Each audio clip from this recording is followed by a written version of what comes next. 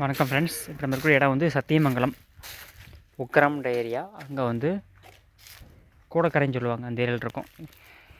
இது வந்து வண்டு பிரச்சனை, நேந்திர வெரைட்டி வண்டு அதிகமாக இருக்கும். ஸோ இதுக்கு வந்து ஒரு டோஸ் மட்டும் இன்ஜெக்ஷன் பண்ணது 3 மாதம் ஆச்சு பண்ணி. காய் வெட்டி எடுக்கிறாங்க.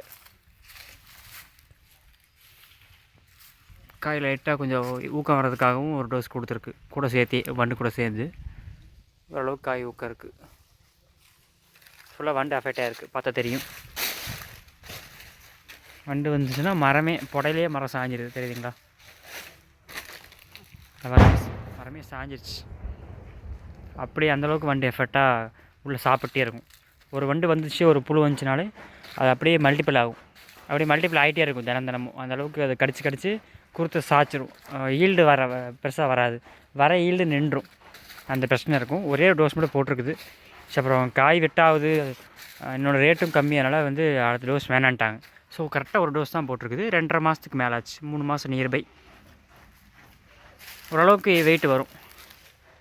ஒரு 26 கிலோ 25க்கு வரைக்கும் வாய்ப்பு இருக்குது வெயிட்டு. காய் ஓரளவுக்கு தேக்கம் இருக்குது. 25 வரைக்கும் எடுக்கலாம். ரேட்டு கம்மின்றனால வந்து போதும் அப்படின்ட்டாங்க. ஒரு டோஸ் தான் கொடுத்துருக்கு. பெருசாக மற்ற மாடலாம் பாதிப்பு இல்லை, அந்த ஒன்றில் மட்டும் கொஞ்சம் பாதிச்சு இருக்குது. ஸோ வண்டுக்கு, மருந்துக்கு, புழு எதுக்கு ஊசி போடுறதுனாலும் சரி பண்ணிக்கலாம். மருந்து ஸ்ப்ரே இருக்குது. காய் தேக்கத்துக்கு, அடித்தண்டு ஊக்கம் வர்றதுக்கு, கலர் வர்றதுக்கு, எல்லாத்துக்குமே உங்களுக்கு ஆட் ஆகும். மைக்ரோ நியூட்ரியன்ட் ஆட் ஆகிரும் அதில்.